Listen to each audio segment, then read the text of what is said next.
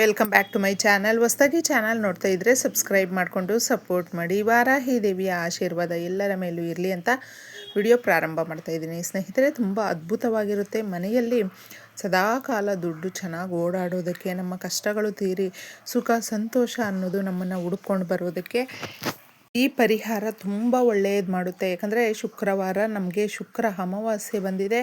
ವರ್ಷದಲ್ಲಿ ಕಡೆಯದಾಗಿ ಬಂದಿರುವಂಥದ್ದು ಎಳ್ಳು ಅಮಾವಾಸ್ಯೆ ಅಂತ ಕೂಡ ಕರಿತೀವಿ. ಪ್ರಕೃತಿಯಲ್ಲಿ ನಮಗೆ ತುಂಬಾ ಶಕ್ತಿ ಹೊಂದಿರುವಂಥ ಅಮಾವಾಸ್ಯೆ ದಿನ ಯಾರು ಏನೇ ಪರಿಹಾರ ಮಾಡಿಕೊಂಡ್ರೂ ಕೂಡ ರಿಸಲ್ಟನ್ನು ಫಾಸ್ಟಾಗಿ ಕೊಡುವಂಥದ್ದು. ಯಾಕಂದರೆ ಇದು ಬಂದು ಪ್ರಕೃತಿಯಲ್ಲಿ ಅಗಾಧವಾದ ಶಕ್ತಿ ಅನ್ನೋದು ಇರುತ್ತೆ. ಮನುಷ್ಯ ಯಾವಾಗಲೂ ಒಂದಲ್ಲ ಒಂದು ರೀತಿಯಲ್ಲಿ ಕಷ್ಟಕ್ಕೆ ನಾವು ಸಿಲುಕಾಕೊಂಡಿರ್ತೀವಿ, ಅಥವಾ ಯಾವುದೋ ಒಂದು ರೀತಿಯಲ್ಲಿ ಆ ಪ್ರಾಬ್ಲಮ್ಸನ್ನು ನಾವು ಫೇಸ್ ಮಾಡೋಕ್ಕಾಗ್ದೇ ಕಷ್ಟಗಳು ಇನ್ನೂ ಜಾಸ್ತಿ ಅನ್ನೋ ಥರ ಇದ್ಬಿಡ್ತೀವಿ. ಅಂತಹವರು ತಪ್ಪದೆ ಮನೆಯಲ್ಲಿ ಎಷ್ಟೆಲ್ಲ ದುಡಿತಾ ಇದ್ದೀವಿ, ಕಷ್ಟಪಟ್ಟು ಮನೆಯಲ್ಲಿರುವಂಥ ಗಂಡ ಹೆಂಡ್ತಿ ದುಡಿತಾ ಇದ್ದರೂ ಕೂಡ ಯಾಕೋ ನಮ್ಮ ಮನೆಯಲ್ಲಿ ದರಿದ್ರ ದೇವತೆ ತಾಂಡವವಾಡ್ತಾಳೆ, ದರಿದ್ರ ದೇವತೆ ಬಿಟ್ಟು ಹೋಗ್ತಾ ಇಲ್ಲ ಅಂತ ಸುಮಾರು ಜನಕ್ಕೆ ಅನಿಸುತ್ತೆ. ಅಂದರೆ ಪದೇ ಕಷ್ಟಗಳು ಬರುತ್ತೆ, ಪದೇ ಸಾಲ ಮಾಡಿಕೊಳ್ಳುವಂಥ ಪರಿಸ್ಥಿತಿ ಬರುತ್ತೆ, ಆರೋಗ್ಯದ ಮೇಲೆ ತುಂಬ ವ್ಯತಿರಿಕ್ತವಾಗಿ ಪರಿಣಾಮ ಬೀರುವಂಥದ್ದಾಗುತ್ತೆ. ಸದಾಕಾಲ ನಾವು ಕೆಲಸಕ್ಕೆ ಹೋಗಿ ಬಂದರೂ ಕೂಡ ಮನೆಯಲ್ಲಿ ಒಂದಷ್ಟೋ ಇಷ್ಟೋ ಸಮಯ ಸಿಕ್ಕಿದೆ ಅಂತ ಸಾಕು, ಏನೋ ಒಂದು ಕಿರಿಕಿರಿ ಆಗ್ತಾ ಇರುತ್ತೆ, ಜಗಳ ಆಗ್ತಾ ಇರುತ್ತೆ. ನಾವು ಅಂದ್ಕೊಳ್ತೀವಿ ಈ ದಿನ ಈ ಥರ ಎಲ್ಲ ಮಾತಾಡಬಾರ್ದು, ಆಗಬಾರ್ದಪ್ಪ, ನಾವು ಶಾಂತವಾಗಿರಬೇಕು ಅಂತ ಅನಿಸುತ್ತೆ. ಆದರೂ ನಮ್ಮ ಕೈ ಮೀರಿ ಕೆಲಸಗಳು ನಡೆದೋಗುತ್ತೆ. ಯಾಕೆ ಗೊತ್ತಾಗ್ತಾ ಇಲ್ಲ.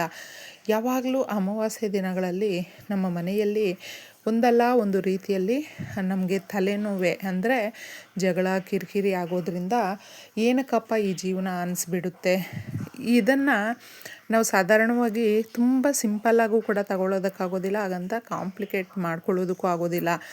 ಈ ಪರಿಹಾರ ಈಸಿಯಾಗಿ ಮಾಡಿಕೊಂಡ್ರೆ ಮನೆಯಲ್ಲಿ ಯಾವಾಗ ದರಿದ್ರ ದೇವತೆ ಇರ್ತಾಳೋ ಸದಾಕಾಲ ಜಗಳ, ವೈಮನಸ್ಸು, ಕಿರಿಕಿರಿ, ಒಂಥರ ಅನುಮಾನ ಜಾಸ್ತಿ. ನಾವು ಕೂತ್ಕೊಂಡ್ರು ನಿಂತ್ಕೊಂಡ್ರು ಮಾತಾಡಿದ್ರು ಏನೋ ಒಂದು ರೀತಿಯಲ್ಲಿ ನಮಗೇನೋ ಕೆಟ್ಟದ್ದಾಗ್ತಾ ಇದೆ ಅನ್ನುವ ರೀತಿಯಲ್ಲಿ ಗೊತ್ತಿಲ್ಲದೆ ನಾವು ಅಷ್ಟು ಅದಕ್ಕೆ ಒಂಥರ ಅಡಿಕ್ಷನ್ ಅಂತ ಹೇಳಿಬಿಡ್ತೀವಿ, ಆ ಥರ ಆಗಿಬಿಡುತ್ತೆ. ಅಂತಹವ್ರು ಎಲ್ಲರೂ ಕೂಡ ಈ ಪರಿಹಾರವನ್ನು ಮಾಡ್ಕೊಳ್ಳಿ ಸ್ನೇಹಿತರೆ. ಇದು ಯಾಕೆ ಮಾಡ್ಕೊಳ್ಬೇಕು ಅಂದರೆ ಮನೆಯಲ್ಲಿ ನಮ್ಗೆ ಈ ರೀತಿ ಎಲ್ಲ ಸಂಕಷ್ಟಗಳು ಪದೇ ರಿಪೀಟ್ ಆಗ್ತಾನೇ ಇದೆ ಅನ್ನುವಾಗ ಇದು ಕೈ ಹಿಡಿಯುತ್ತೆ. ಅದು ಅಮಾವಾಸ್ಯೆ ದಿನ ತಪ್ಪದೆ ಸಾಕಷ್ಟು ಜನ ಕೆಲಸಕ್ಕೆ ಹೋಗಿ ಬಂದುಬಿಡ್ತಾರೆ, ಆಗೋದಿಲ್ಲ, ಸಮಯ ಇರೋದಿಲ್ಲ. ಅಕ್ಕ ನಾವು ಸ್ನಾನ ಮಾಡಲಿಲ್ಲ, ಕೈ ಕಾಲು ಮುಖ ತೊಳ್ಕೊಂಡು ಪರಿಹಾರ ಮಾಡ್ಕೊಳ್ಬಹುದಾ ಅಂತ ಕೂಡ ಕೇಳ್ತಾರೆ. ತಪ್ಪದೆ ಮಾಡ್ಕೊಳ್ಬಹುದು. ಯಾಕಂದರೆ ಇಲ್ಲಿ ನಂಬಿಕೆ, ಶ್ರದ್ಧಾ, ಭಕ್ತಿ ಇದ್ದರೆ ನಾವು ಆರಾಮಾಗಿ ಮಾಡ್ಕೊಳ್ಬಹುದು. ಯಾಕಂದರೆ ಕಷ್ಟಪಟ್ಟು ದುಡಿಲೇಬೇಕು, ಸುಮ್ಮನೆ ಕೂತ್ಕೊಂಡು ನಾವು ಇರೋದಕ್ಕಾಗೋದಿಲ್ಲ. ಈಗ ಬಂದಿದ್ದೀವಿ ಮಾಡ್ಕೊಳ್ಬಹುದು ತಾನೆ ಅಂತ ಹೇಳ್ತಾರೆ. ಆರಾಮಾಗಿ ಮಾಡ್ಕೊಳ್ಳಿ, ಯಾಕಂದರೆ ತೊಂದರೆನೇ ಇಲ್ಲ. ನೀಟಾಗಿ ದೇವ್ರ ಮೇಲೆ ಭಾರ ಹಾಕಿದ್ದೆ, ಕೈ ಕಾಲು ಮುಖ ತೊಳ್ಕೊಂಡು ಶಿಸ್ತಾಗಿ ನೀವು ಒಂದು ದೇವ್ರ ಮನೆಯಲ್ಲಿ ಕಡ್ಡಿ ಎಲ್ಲ ಹಚ್ಚಿಬಿಟ್ಟಿದ್ದೆ. ತದನಂತರ ಈ ಪರಿಹಾರಕ್ಕೆ ಅಡುಗೆ ಮನೆಯಲ್ಲಿರುವಂಥ ವಸ್ತುಗಳು, ಸಾಸುವೆ ಅನ್ನುವಂಥದ್ದು ತುಂಬಾ ಶಕ್ತಿ ಹೊಂದಿರುವಂಥದ್ದು. ನಮ್ಮ ಮೇಲೆ ನರದೃಷ್ಟಿ ಬಿದ್ದಿರುತ್ತೆ, ಕೆಟ್ಟ ದೃಷ್ಟಿಯಿಂದ ತುಂಬ ಕಂಗಾಲಾಗಿಬಿಟ್ಟಿರ್ತೀವಿ. ಅಂದರೆ ಸುಮ್ಮನೆ ಕೂತ್ಕೊಂಡ್ರು ನಿಂತ್ಕೊಂಡ್ರು ಪ್ರತಿಯೊಂದಕ್ಕೂ ನಮ್ಮ ಮೇಲೆ ಇಲ್ಲದ ಒಂದು ಮಾತುಗಳು ಬರ್ತಾನೆ ಇರುತ್ತೆ.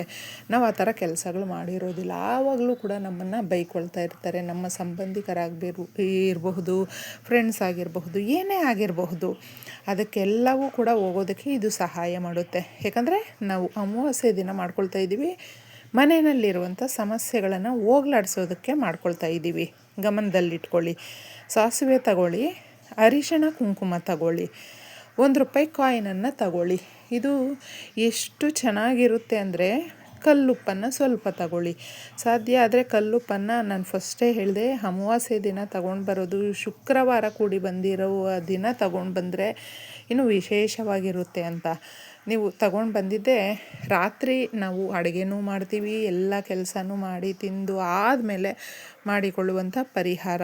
ಯಾವಾಗಲೂ ಬಡತನ ಇದ್ದರೆ ದೇವಿ ಬರೋದಿಲ್ಲ ಅಂತ ಅಂದ್ಕೊಳ್ತಾರೆ. ಆ ಥರ ಇಲ್ಲ.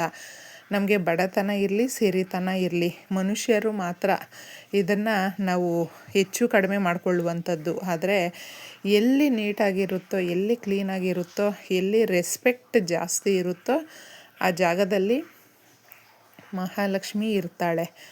ನೀವು ನಿಮ್ಮ ಗ್ಯಾಸ್ ಸ್ಟವನ್ನು ಕ್ಲೀನಾಗಿ ಒರೆಸ್ಬಿಟ್ಟಿದೆ ಒಂದು ಪ್ಲೇಟ್ ಮೇಲೆ ಒಂದಿಷ್ಟು ಅರಿಶಿನ, ಕುಂಕುಮ, ಕಲ್ಲುಪ್ಪನ್ನು ಸ್ವಲ್ಪ ಹಾಕಿ, ಸಾಸಿವೆಯನ್ನು ಹಾಕಿ, ತದನಂತರ ₹1 ಕಾಯಿನನ್ನು ತೊಳೆದು ಕ್ಲೀನಾಗಿ ಇಟ್ಟು ಸ್ಟವ್ ಮೇಲೆ ಆದರೂ ಇಡಬಹುದು ಅಥವಾ ಸ್ಟವ್ ಕೆಳಗಡೆ ಇಡಬಹುದು. ನಾವು ಯಾವಾಗಲೂ ಅಗ್ನಿ ಮೂಲೆಯಲ್ಲಿ ಇಟ್ಟಿರ್ತೀವಿ.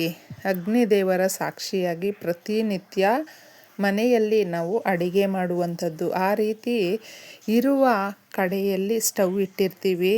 ನೀವು ಅದ್ರ ಮೇಲೆ ಇಡಬಹುದು. ತುಂಬ ಜನ ಗ್ಯಾಸ್ ಸ್ಟವ್ ಕೆಳಗಡೆ ಇಟ್ಟರೆ ಅದು ಏನಾದರೂ ಆಗುತ್ತಾ ಅಂತ ಭಯಪಡ್ತಾರೆ. ಅದು ಇಟ್ಟರೆ ಏನೂ ಆಗೋದಿಲ್ಲ ಸ್ನೇಹಿತರೆ. ನಕಾರಾತ್ಮಕ ಶಕ್ತಿಗಳು ಇರುತ್ತಲ್ವ ಮನೆಯಲ್ಲಿ, ಅದನ್ನೆಲ್ಲವೂ ಅಬ್ಸರ್ವ್ ಮಾಡುವಂಥ ಕೆಲಸ ಮಾಡುತ್ತೆ ಅಷ್ಟೇ. ಅದಕ್ಕೋಸ್ಕರ ಇವುಗಳನ್ನೆಲ್ಲವೂ ನೀವು ರಾತ್ರಿ ತಿಂದು ಇನ್ನೇನು ಮಲಗುವಂಥ ಸಮಯದಲ್ಲಿ ಒಂದು ಪ್ಲೇಟಲ್ಲಿ ಇವುಗಳನ್ನು ಹಾಕಬೇಕು. ಕ್ಲೀನಾಗಿ ಹಾಕ್ಬಿಟ್ಟಿದೆ. ನೀವೇನು ಮಾಡಬೇಕು ಅಂದರೆ ಇದನ್ನು ಸ್ಟವ್ ಮೇಲೆ ಆದರೂ ಇಡಿ ಅಥವಾ ಸ್ಟವ್ ಕೆಳಗಡೆ ಆದರೂ ಇಡಿ. ಒಂದು ಸಾರಿ ಇಟ್ಟು ನೀವು ಲೈಟ್ ಆಫ್ ಮಾಡ್ಕೊಂಡು ಬಂದ ಮೇಲೆ ಮತ್ತೆ ಅದನ್ನು ತಿರುಗಿ ನೋಡೋದಾಗಲಿ ಅಥವಾ ಲೈಟ್ ಆನ್ ಮಾಡಿ ನೋಡೋದಾಗಲಿ ಮಾಡೋದಕ್ಕೆ ಹೋಗಬೇಡಿ. ರಾತ್ರಿ ಪೂರ್ತಿ ಏನು ಮಾಡುತ್ತೆ ಅಂದರೆ ಮನೆಯಲ್ಲಿ ಇರುವಂಥ ನಕಾರಾತ್ಮಕ ಶಕ್ತಿಗಳು, ಕೆಟ್ಟ ಶಕ್ತಿಗಳು, ಆ ಕಷ್ಟ ಸಮಸ್ಯೆ ಅಂತ ಏನು ಹೇಳ್ತೀವಿ ನೋಡಿ, ಅವುಗಳನ್ನು ಅಬ್ಸರ್ವ್ ಮಾಡುವಂಥ ಕೆಲಸ ಈ ವಸ್ತುಗಳು ಮಾಡ್ತಾ ಇರುತ್ತೆ.